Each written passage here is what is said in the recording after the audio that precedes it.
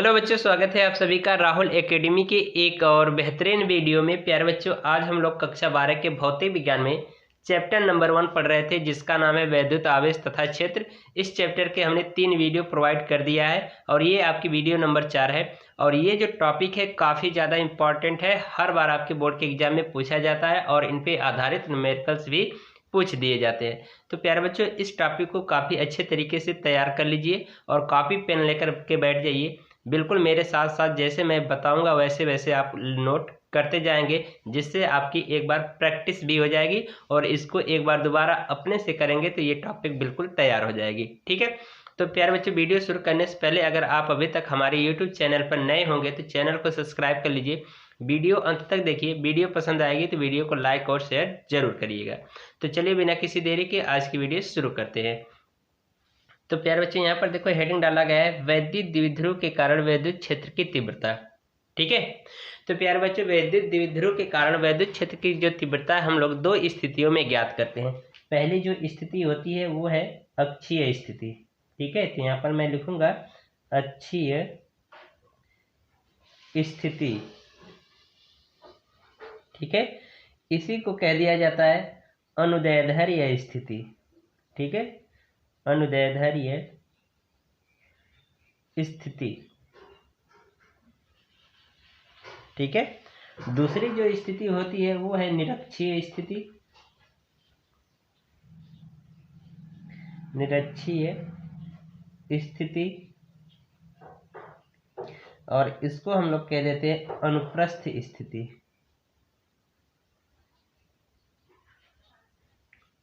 अनुप्रस्थ स्थिति। ठीक है प्यारे बच्चों, आपके बोर्ड के एग्जाम में या तो अक्षीय स्थिति में पूछ देगा या फिर निरक्षीय स्थिति में पूछ देगा, तो दोनों स्थितियों को आप लोग तैयार कर लेना बढ़िया से। ठीक है, तो सबसे पहले हम लोग सीखेंगे अक्षीय स्थिति में। ठीक है, तो पहली पॉइंट हेडिंग डालेंगे अक्षीय स्थिति। ठीक है, अक्षीय स्थिति में प्यारे बच्चों क्या होगा कि अगर हम वैद्युत द्विध्रुव के कारण वैद्युत क्षेत्र की तीव्रता ज्ञात कर रहे हैं ना, तो उस वैद्युत द्विध्रुव के मध्य बिंदु O से स्मॉल r दूरी पर जो हम बिंदु P मानेंगे ना, वो x अक्ष पर मानेंगे। ठीक है, तो वो हमारी अक्षीय स्थिति में आएगा। अगर हम लोग निरक्षीय स्थिति मानेंगे तो उसी वैद्युत द्विध्रुव के मध्य बिंदु O से y अक्ष पर एक बिंदु P मानेंगे, जहां पर हम वैद्युत क्षेत्र की तीव्रता निकालेंगे, तो वो हमारी निरक्षीय स्थिति हो जाएगी। ठीक है, तो आइए सबसे पहले हम लोग इसका चित्र बनाते हैं। तो देखो यहाँ पर कहा गया है वैद्युत द्विध्रुव के कारण वैद्युत क्षेत्र की तीव्रता ज्ञात करनी है। तो हम लोग सबसे पहले क्या बनाएंगे, वैद्युत द्विध्रुव। तो मैंने पिछली वीडियो में मैंने बताया था कि वैद्युत द्विध्रुव क्या होता है।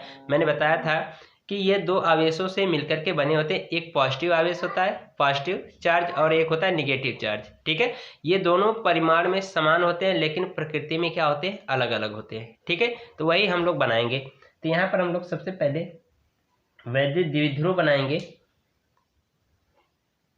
ठीक है, तो मान ले रहे हैं कि ये हमारा एक -q आवेश है और एक ये हमारा +q आवेश है। ठीक है, और इनके मध्य की ये जो दूरी है, ठीक है, वो कितना हो, 2l हो, और इसका मध्य बिंदु O हो। ठीक है, तो ये हमारा वैद्युत द्विध्रुव हो गया। अब इसी के मध्य बिंदु O से स्मॉल r दूरी पर हम एक कोई बिंदु P मान ले रहे हैं, जहां पर वैद्युत क्षेत्र की तीव्रता ज्ञात करनी है। तो यानी कि इससे स्मॉल r दूरी पर, यानी कि इसके मध्य बिंदु स्मॉल r दूरी से। ठीक है, तो यहाँ पर हमने एक बिंदु P ले लिया जहाँ पर हमें वैद्युत क्षेत्र की तीव्रता को ज्ञात करनी है। तो इसकी दूरी ये कितनी है, मध्य बिंदु O से P तक की स्मॉल r है। ठीक है, ये हो गया।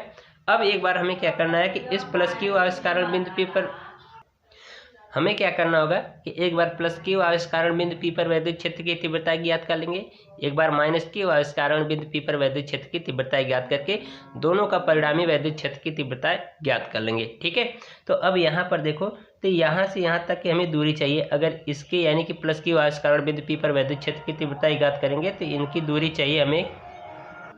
तो ये दूरी हो जाएगी r - l। ठीक है, क्यों? क्योंकि यहाँ से यहाँ तक की टोटल दूरी देखो कितनी r है, और ये वाली दूरी अगर ये पूरा टोटल 2l है तो यहाँ से यहाँ तक की दूरी कितनी होगी? l होगी यहाँ से यहाँ तक की। ठीक है, बात समझ में आई? तो ये हमारी दूरी क्या हो जाएगी? l हो जाएगी। तो हम क्या करेंगे, हमें ये वाली दूरी चाहिए, तो ये इस r में से इस l की दूरी घटा देंगे तो ये वाली पता चल जाएगी, और इस द्विध्रुव का नाम दे दीजिए a और ये b है।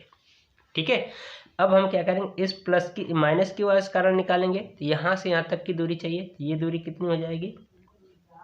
ये हो जाएगा यहाँ से यहाँ तक की दूरी देखो r है, और यहाँ से यहाँ तक की दूरी l है, तो जोड़ देंगे r प्लस l, ये हो जाएगा। अब हम क्या करें कि कुछ इसकी थ्योरी लिखनी है, जैसे जैसे चित्र बनाया वैसे लिखना है। आप क्या करोगे, लिखोगे कि माना AB एक वैद्युत द्विध्रुव है जो प्लस q तथा माइनस q आवेशों से मिलकर बना है।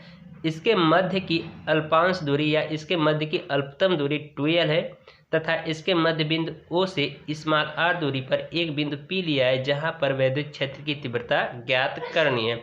इतना आपको लिख लेना होगा। ठीक है, तो अब हम क्या करेंगे, इस प्लस q आवेश कारण बिंदु P पर वैद्युत क्षेत्र की तीव्रता ज्ञात करेंगे। ठीक है, यहाँ पर लिखेंगे प्लस q आवेश के कारण बिंदु P पर वैद्युत क्षेत्र की तीव्रता, वैद्युत क्षेत्र की तीव्रता। ठीक है, वैद्युत क्षेत्र की तीव्रता ज्ञात कर रहे हैं प्यारे बच्चों। तो यहाँ पर देखो, इस प्लस की आवेश कारण वैद्युत क्षेत्र की जो तीव्रता होगी इससे बाहर की ओर होगी, तो यहाँ पर हम मान लेंगे E1, और इस माइनस की आवेश कारण वैद्युत क्षेत्र की तीव्रता इसके तरफ होती है, तो इसको हम मान लेंगे E2। ये मैंने बिल्कुल डिटेल बताया था वीडियो नंबर 3 में। ठीक है, तो ये हो जाएगा। तो अब इस E1 का मान निकालें, इस E2 का मान निकाल करके हम क्या करेंगे, इनका परिणामी क्षेत्र की तीव्रता निकालेंगे। ठीक है, तो ये हो जाएगा E1 बराबर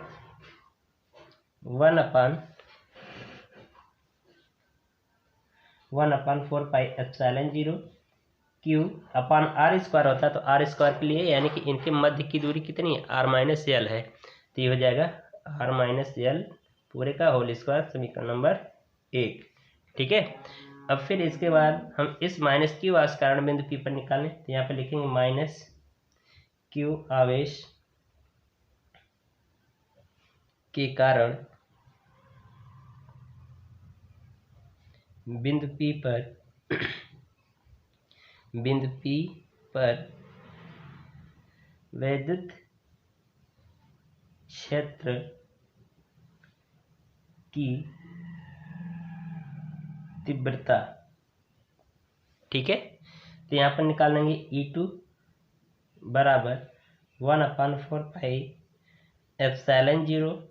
ठीक है, ये माइनस क्यू आवेश का कारण निकाल रहे हैं, तो यहाँ पे लिख देंगे माइनस क्यू बटा r स्क्वायर होता थी, इसके बीच की दूरी कितनी है, r प्लस l है, तो यहाँ पर हो जाएगा r प्लस l पूरे का होल स्क्वायर, समीकरण नंबर 2। अब बिंदु P पर हम क्या करें, इस बिंदु P पर परिणामी वैद्युत क्षेत्र की तीव्रता ज्ञात कर लें। तो ये देखो राइट साइड में दिशा है, ये लेफ्ट साइड में, यानी कि एक दूसरे के विपरीत है।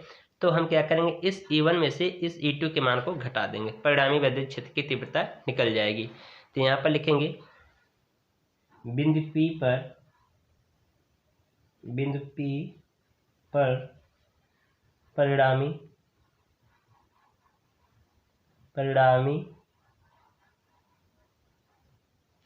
तीव्रता का मतलब परिणामी वैद्युत क्षेत्र की तीव्रता E बराबर हो जाएगा E1 माइनस E2। ठीक है, तो ये हो जाएगा। तो यहाँ पर लिखेंगे, मान रख दीजिए समीकरण 1 व 2 से। ठीक है, तो ये हो जाएगा E बराबर E1 का मान यहाँ से, तो ये हो जाएगा 1/4 pi epsilon 0 Q upon r minus l पूरे का whole square minus 1/4 pi epsilon 0 E2 का मान रखो यहाँ से, तो हो जाएगा 4 पाई एप्सिलॉन 0।